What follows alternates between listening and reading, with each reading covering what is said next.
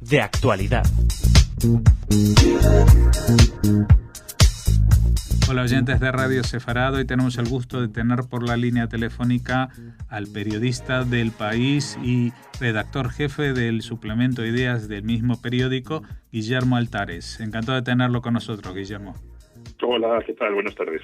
Bueno, le llamamos porque hoy ha publicado usted una tribuna titulada Polonia aprueba una ley contra la historia, cuyo título ya es bastante elocuente y sobre el cual hemos dado noticia durante los últimos días, pero aparte de todo lo que nos va a contar, asombra muchísimo la velocidad con que en Polonia aprueban las leyes, ¿no? Bueno, esta ley lleva dando vueltas casi 2 años, no nos olvidemos, ¿eh? Ajá. Y ya han presentado demandas contra 2 historiadores, uno que se llama Jan Gross, que fue un poco el hombre que cambió la visión de la historia de Polonia durante la Segunda Guerra Mundial con Vecinos, la historia de los judíos en Polonia durante la Segunda Guerra Mundial con su libro Vecinos sobre un pogromo, y contra Jan Grabowski. Una primera ley se paró, y esta segunda sí que ha ido a mucha velocidad, la verdad, porque la ha aprobado el Parlamento, luego el Senado y la acaba de aprobar el presidente. Sí, y sí. En 15 días entra en vigor. Es que lo que nos ha asombrado no es que la ley se apruebe, que pase todos estos requisitos, sino que se había dicho que ante las protestas de Israel, pues el presidente Andrzej Duda había comentado que iban a elaborar una comisión bilateral con Israel para estudiar los puntos que estuvieran que sean problemáticos, pero parece que no, de eso nada ha prosperado, ¿no? No, la he enviado al Tribunal Constitucional para terminar de estudiarla, pero ya está. O sea, la ley es un disparate, no porque sea vaya contra la libertad de expresión, porque siempre se puede debatir si también se puede decir que una ley alemana que prohíbe el negacionismo va contra la libertad de expresión. Eso es otro debate. Yo creo que es una ley que intenta enterrar la verdad histórica. O sea, está compuesta de 2 partes, como supongo que sabrán los oyentes. Una parte prohíbe utilizar la expresión totalmente falsa y abominable que no se debería utilizar de campos de exterminio polacos. Fueron campos de exterminio construidos por Alemania en la Polonia ocupada, e incluso podemos decir en Alemania, porque fueron territorios anexionados. Y la segunda parte de la ley crea una cosa muy marciana, que es algo así como ofensa a la nación polaca. Y ahí prácticamente lo que vienen a decir es que ellos tienen una visión de lo que ocurrió en Polonia o en el campo polaco, podemos decir, porque sobre todo ocurrió en el campo, con los judíos huidos. La versión oficial del gobierno es que fueron ayudados por sus vecinos polacos católicos. La versión de los historiadores, sin debate entre los historiadores, es que efectivamente algunos ayudaron, pero muchos otros denunciaron, extorsionaron, y que eso forma parte del Holocausto en Polonia. Es indudable, porque yo creo que el Holocausto es imposible resumirlo. No se puede resumir con solo lo que ocurrió en los campos de exterminio, ni en Polonia, ni en Francia, ni en Lituania, ni en Hungría, en muchos países. Sí, bueno, por ejemplo, en Francia, que acaba de mencionar, es un país que durante muchos años nos vendió de alguna manera la película de que todos eran resistentes. Después resulta que no todos eran tan patriotas contra los nazis y que hubo mucho colaboracionismo. Y eso se fue desvelando de a poco, pero lo que resulta tan difícil de creer, especialmente alguien como yo, que soy de ascendencia judía polaca y que he mamado estas historias desde siempre, y todos los sobrevivientes hablan de lo mismo, que cuando salían de los campos, si había algo que temían casi más que a los nazis, era a los polacos y a los ucranianos por igual. Sí, es que no existe debate, ni existe debate entre los supervivientes, que desgraciadamente van quedando pocos porque ya empiezan a haber pasado muchos años, ni existe debate entre los historiadores. Además, cuando se dice el concepto de insulto a la nación polaca.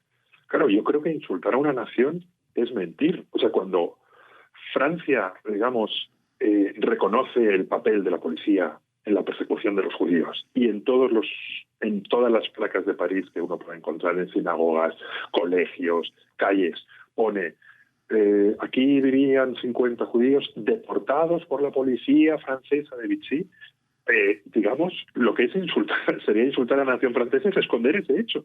Claro. No sé si me explico, o sea, realmente tenemos que reflexionar sobre cómo fue posible el Holocausto.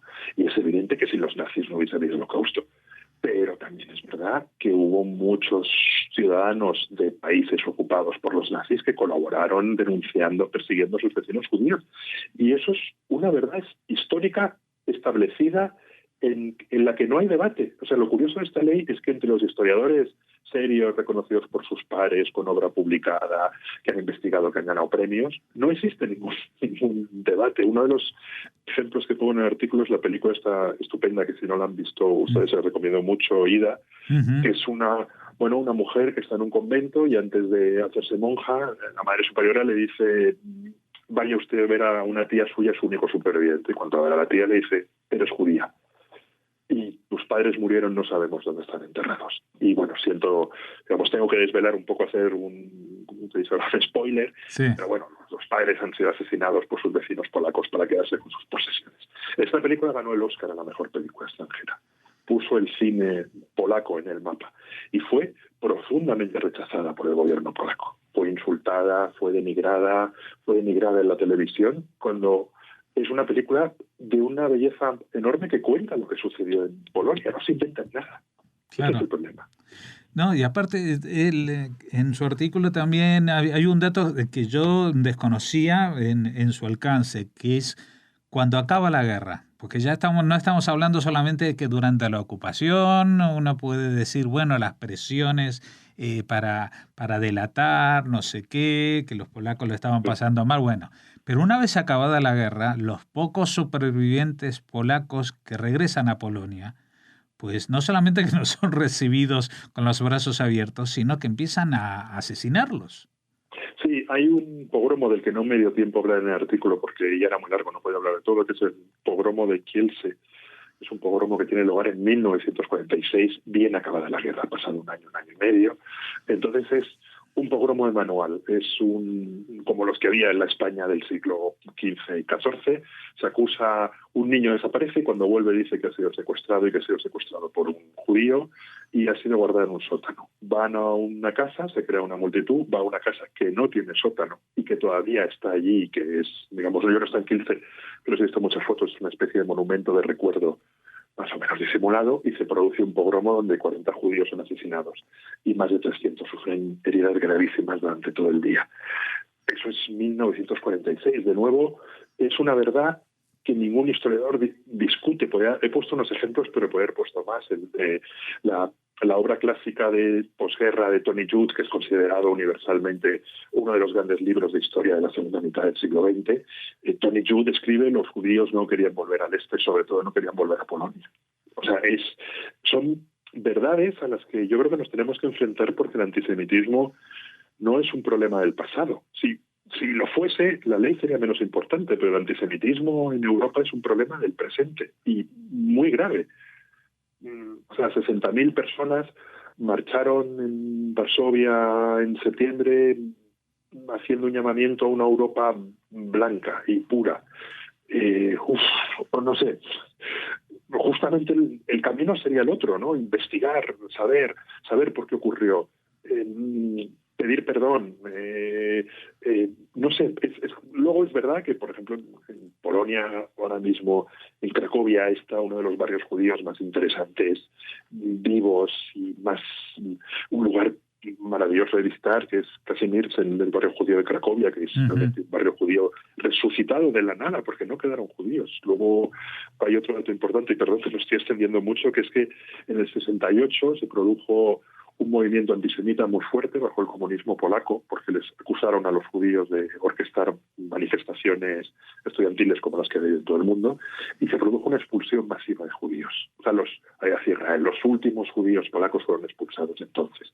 Sin embargo, ahora Kazimierz han vuelto, pero sigue habiendo un problema muy grave de comprensión y de estudio de la historia de la Segunda Guerra Mundial y del Holocausto. Uh-huh. Bueno, esto ha generado una especie de categoría nueva, porque usted decía, bueno, no hay ninguna voz discordante dentro de los historiadores que esto ha sido así, Pero también en el año 48 o 49 no había ningún historiador que se atreviese a negar el holocausto judío y luego empezaron a verlos, ¿no?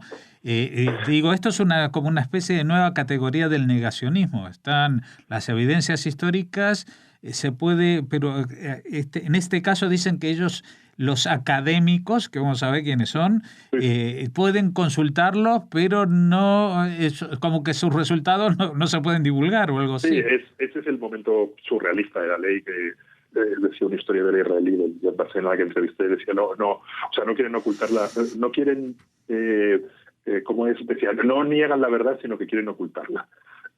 Claro, para que la ley no pueda ser calificada de negacionista, creo yo, ellos dicen, no, los historiadores pueden investigar, pero si un periodista reproduce algo que se considera ofensivo contra la nación polaca, entonces incurre en el delito penado hasta 3 años de cárcel. No es ninguna broma, es mucho tiempo en la cárcel. Entonces, claro, es un completo disparate, porque, digamos, yo creo que ellos son conscientes. Iba a decir que las pruebas son abrumadoras, pero me parece incluso mal referirme a hablar de pruebas en este caso, digamos. Como he dicho antes, existe un consenso, y usted lo sabe perfectamente por su familia, existe un consenso entre los historiadores y los supervivientes de lo ocurrido en Polonia. Un consenso que se ha traspasado a todos los órdenes. Un artículo también citaba Maus, el famoso cómic, que es el único cómic que ganó el premio Pulitzer, que es un cómic, pero es la historia real de un superviviente judío, donde una parte importante del cómic transcurre con él escondido entre los polacos y es ayudado y denunciado. Y como decía usted de su familia, siempre tiene miedo. Nunca está en seguridad cuando está en el mundo, digamos, ario. Y tiene casi más miedo de los polacos que de los alemanes. Y eso es así. O sea, es una verdad que no se puede discutir y de la que ahora puede ser delito en Polonia hablar sobre ella, porque creo que significa insultar a la nación polaca. Yo creo que nadie quiere insultar a la nación polaca. Lo que queremos es saber la verdad, investigarla y, una vez investigada, reflexionar sobre ella. Sobre todo en la Europa de 2018, creo que es muy importante comprender los mecanismos que hicieron posible el asesinato de 6 millones de judíos. Y esos mecanismos fue el Estado nazi, sin duda, fueron los campos de exterminio, las cámaras de gas, los Einsatzgruppen, todo, pero también fueron la colaboración de una serie de pueblos. Eso es indudable. En Polonia se habla...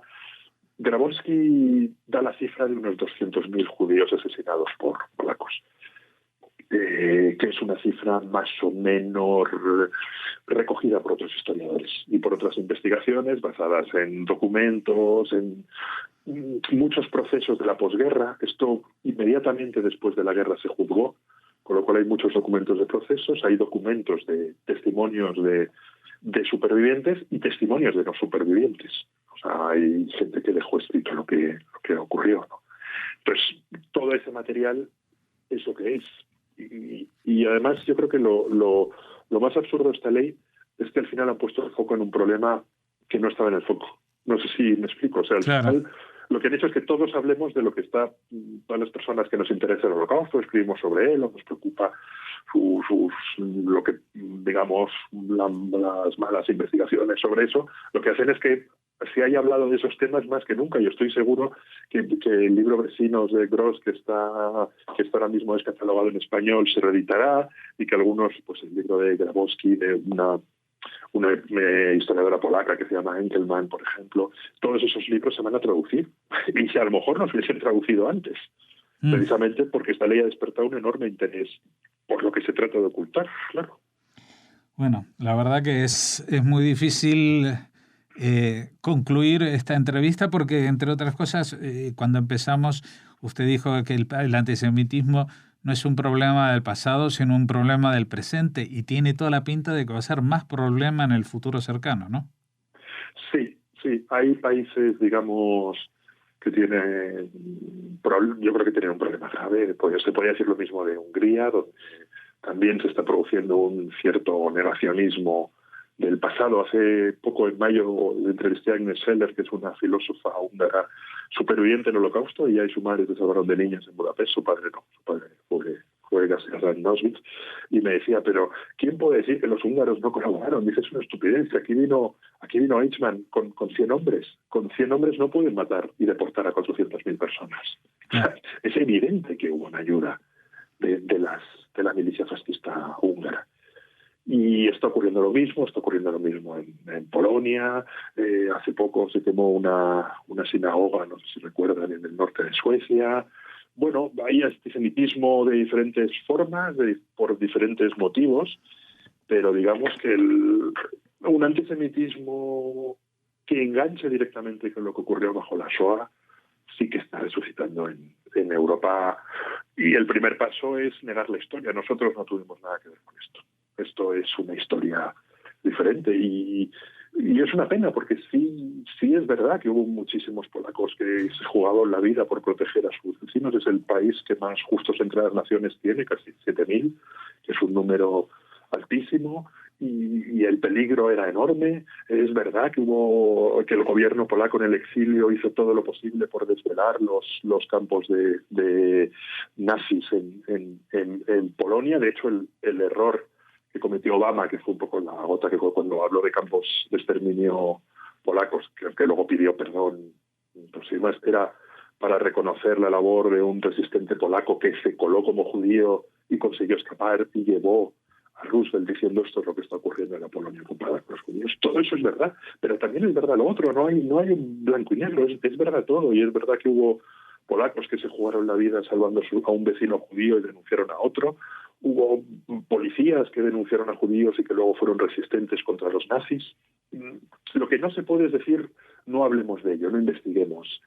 El que hable de ello va a la cárcel. Eso es lo que es. Yo creo que es una aberración, porque además es que se va a hablar más que nunca de ese problema.